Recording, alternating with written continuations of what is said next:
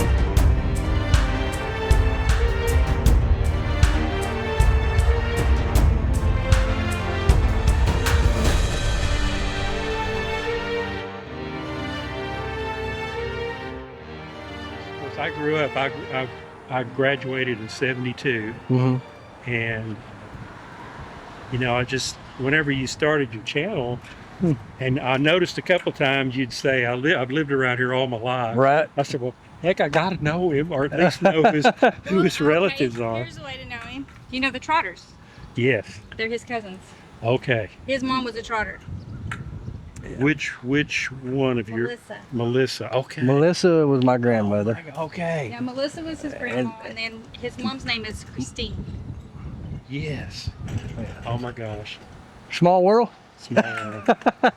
and okay, so my older sister Karen was really good friends with Gay Trotter. Yeah. I think Gay. Wisconsin. Yeah, she lives in Wisconsin. Yep, they're up in Wisconsin now. Man, They've been up there for probably 20 years. Yeah. your bike pictures of it doesn't do it justice by seeing it in person. It's so much better looking. Yeah, I mean it looks good on your YouTube videos, but when you see it out here in person, man, it is beautiful. Yeah. It is just beautiful. I've got a 2023 Softail Standard.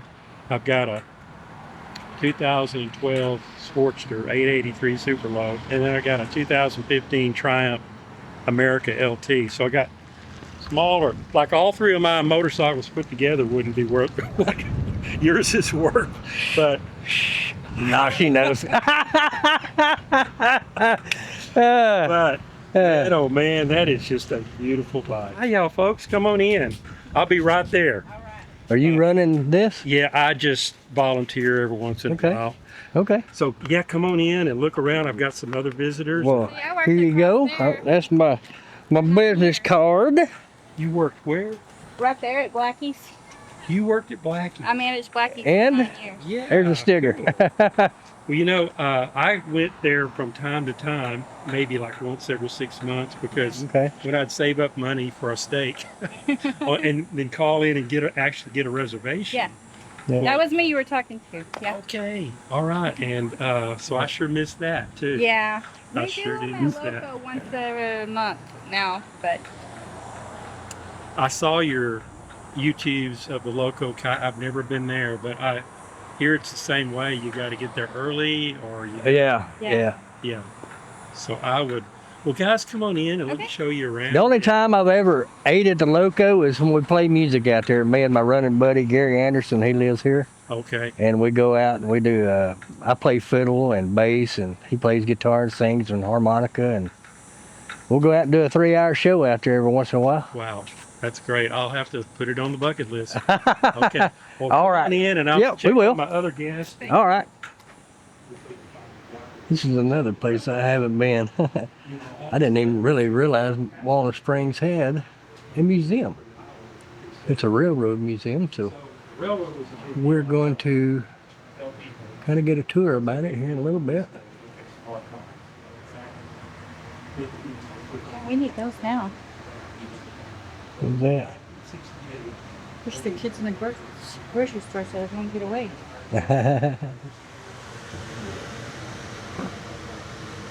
We used to try to make airheads at one time.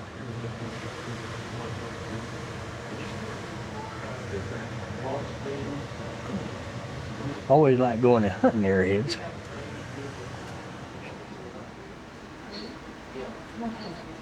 So this is Flat Top Ranch, or there's a little bit of the El Camino Ranch, but Okay. Flat Top Ranch, you know, it's a big deal in Walnut Springs. Yeah.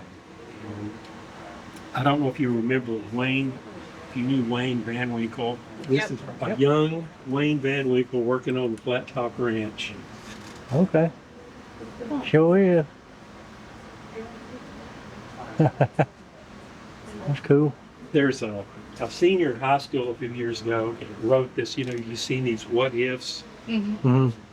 or, and so I'll have to read it to you, but this is great. I love it. Is that camera? Appreciate it, guys. Oh, that's not a camera. That's a railroad train light, I think. Wait, sit down. There's a Geiger counter. They still use those at the Comanche Peak. Don't look much different than that. Keep your hands on that wheel. Well, I saw where you went back across to 219 to, I guess, 281. Yeah, that was a bad section of road. I They went, had truck was this size. I went to Dublin a couple of months ago. It was back in late April. And I always used to take that back road Mm-hmm. because I love it's a great road. It's a good road But when it's not in it had disrepair. been a couple of years since I'd been on it. Yeah. And like you said, you're driving along on smooth pavement, then all of a sudden here comes a patch where there's nothing, just rough and big holes. And Yeah. whatnot. And so you gotta like, if you're driving 60, you better be ready to break down to about 10 or 15 in some spots. Yeah. At least that's the way it was. That little section where I was dodging all those potholes, Yes. I missed every one of them. It was right after that, there was like a big one, and I was like, right over kind of like a little hill, and I was like, ran right into it. I was like, But you didn't. it jarred our teeth. No. It jarred. Straight up. It was pretty rough right there, but Well, I like you guys are much younger. Of course, back in the day, I was rode everywhere. I guess my longest trip was I helped a friend move to North Carolina, mhm. and we rented 2 Ryder trucks to get all of his stuff out there. And I had just enough room to get. I had a BMW at the time, and I had just enough room to get my BMW in the back of one of the trucks. So I took a 2-week zigzag trip from North Carolina all the way back to Texas. And when I got to New Orleans, I had a cousin, and I spent a couple of days with him. And then I had to get back to go to work. So solid rain from New Orleans. I lived in Waco at the time. Solid rain all the way back to Waco. I remember seeing that comment on one of my videos. I think it was the one where we went down to Kerrville. Like, yeah, I had to ride all the way back to New Orleans. You know what? I put that thing in the carport, that motorcycle. I didn't look at it for a stinking month. I bet. Like, I don't want to go clean that. I didn't even clean it. I didn't do anything. I was just ready to get on. That's kind of the way I was when we got back down there. It sat in the carport 2 weeks. I'm like, I don't want to touch that. That's nasty. But sometimes, you know, Texas weather, you never know. Yeah. You might start out, and like today ought to be a perfect day. Or two. Not nearly as hot as it's been. And so but I still like to ride. I just don't go long distances anymore. I like Bosque County, Coryell, I'll drive to Dublin, Glen Rose. Mm-hmm. Have you ever done, I call it the consummate Bosque County loop, which for you would leave and drive to Walnut Springs, Mhm. Morgan. No, actually, you would drive to just before you get to Glen Rose and take FM 56 like you did Mhm. last week back to Brazos Point. Right. And then when you get back to, I guess it's 317. You would zigzag back over to Copperell, Lakeside Village, down to Laguna Park, and then 56 to Valley Mills. And then just outside of Valley Mills, you would cut off to go to Mosheim, and then from Mosheim back to Turnersville, which is going to temporarily put you in Coryell County. But then you would come back to Norse, and then to Cranfield's Gap, and then from Gap to Iredell. So that's like about 120 miles. That sounds like a good ride. It's a good ride. It's all 60 mile an hour farm to market roads. That's the ones I like to ride. Me too. And so you'll have to do, maybe one day we can team up and Yeah, we could do that. the consummate Bosque County. Yeah, we could do that.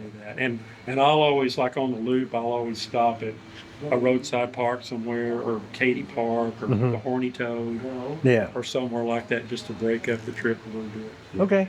Well, it's nice to meet you. I mean, I've seen you, like, usually you're kind of like almost hidden. They're camera shy. I could tell because, like, I can, you got a good frontal, and you're kind of like, it almost looks like you're hiding. If I turn the camera around backwards, she'll move right over behind my head, like, yeah, I don't. Well, but you like to ride. That's the main thing. Yeah, I like riding. So, and who is it? Your brother that rides with you sometimes? He's got the blue motorcycle. And my son. And that's okay. He's on a spider. Okay. All right. So you sometimes can get. Did they all go with you down to?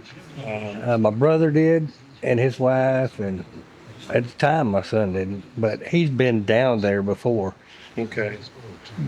Years ago, in the 80s, I did the Twisted Sisters way back. I on a 750 water buffalo, 750 Suzuki water buffalo. I don't know if you know, it was a 3-cylinder, 2-stroke water-cooled Suzuki.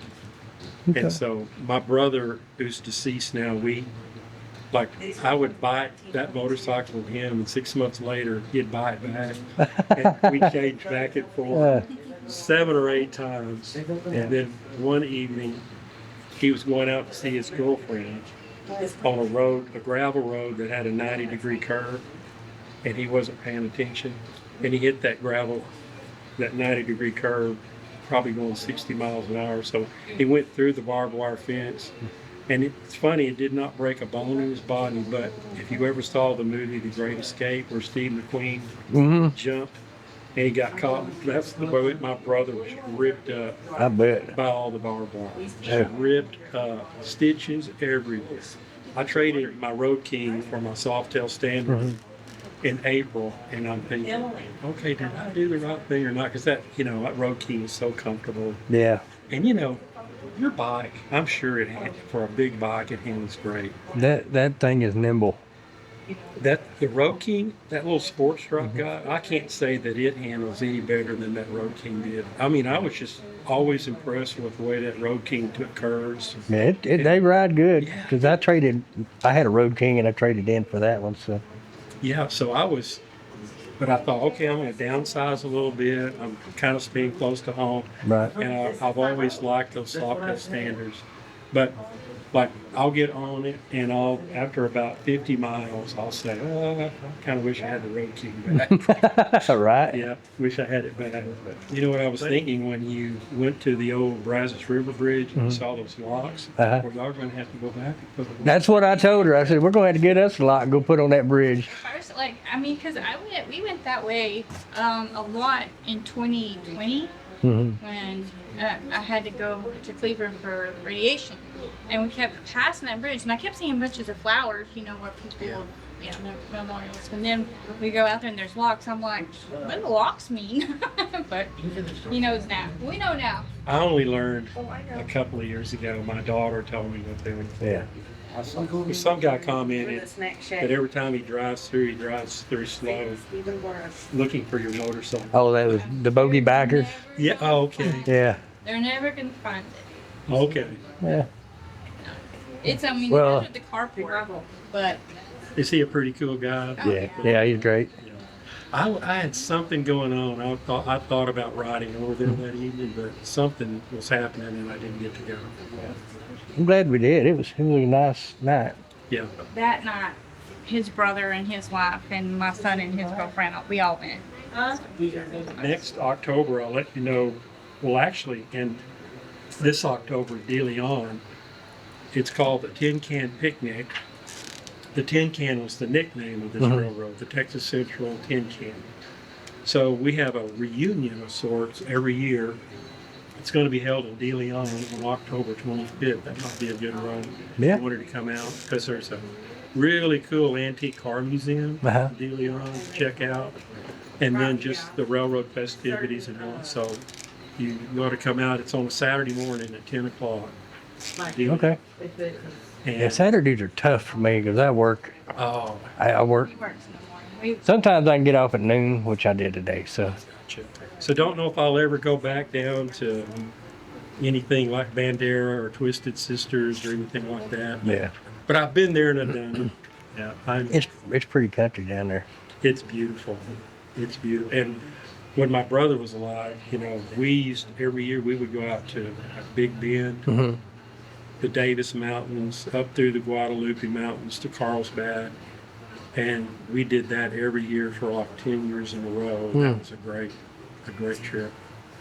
We were in Big Bend one time, and we had another friend. There was three of us, and we went over this rise, and the speed limit's out there at 45. We were probably fudging a little, and my brother was on the point, and we came over that rise, and the whole road was full of Halloween hogs. Oh. 30, 40 of them. And, you know, I was far enough back, I got stopped, and my friend got stopped. My brother, we noticed, we never even saw him hit his brake lights. And he made it through them, and when we got to the other side, we stopped and said, how in the world did you do that? I mean, he said, I just thought the best thing to do is close my eyes and go right through it. Arthur, it was nice to meet you, and hope we can plan that ride soon. I am looking forward to it.